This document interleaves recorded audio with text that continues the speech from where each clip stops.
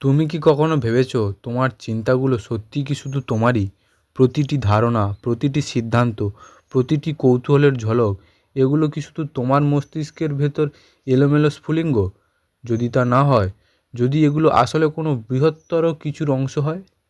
জটিলতা, জটিলতা নিয়ে যারা গবেষণা করেন তারা মনে করেন বুদ্ধিমত্তা মানুষের আবিষ্কার নয়। এটা ঘটে যখন বস্তু বা পদার্থ সঠিকভাবে নিজেকে সংগঠিত করে। কোষ, প্রতিবেশ, ব্যবস্থা, এমনকি আমরা যে যন্ত্র তৈরি করি সেগুলোতেও বুদ্ধিমত্তার লক্ষণ দেখা যায়।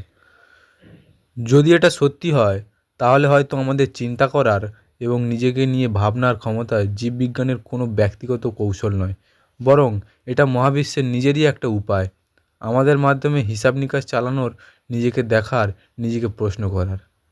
আমরা যখন পদার্থ নিয়ে ভাবি তখন সাধারণত সেটাকে নিষ্ক্রিয় কিছু হিসেবে দেখি। একটা পাথর নিছক পড়ে থাকে, পানি ঢাল বেয়ে নিচে নেমে আসে, আগুন জ্বলে যতক্ষণ না জ্বালানি শেষ হয়।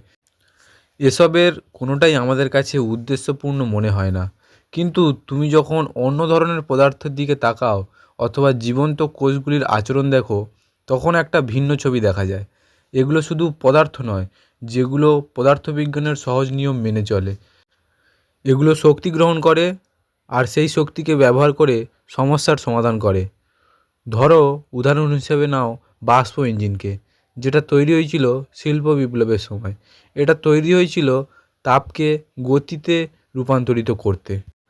এটা একটা ব্যবস্থা, একটা চ্যালেঞ্জ মোকাবিলার জন্য তৈরি, কিভাবে পেশির শক্তি বা বাতাসের উপর নির্ভর না করে ভারী জিনিস সরানো যায়।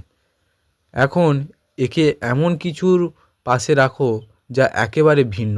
তোমার শরীরের একটি কোষ একটা পুষ্টি গ্রহণ করে, সেগুলো ভেঙে ফেলে আর সেই শক্তিকে ব্যবহার করে নিজেকে টিকিয়ে রাখে।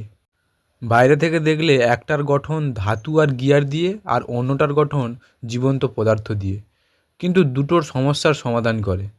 দুটোই পরিবেশ থেকে কাঁচামাল গ্রহণ করে, সেটাকে প্রক্রিয়া করে এবং আউটপুটে রূপান্তরিত করে, যা থেকে বেঁচে থাকতে সাহায্য করে। এই জায়গাতেই জটিলতা বিজ্ঞান প্রবেশ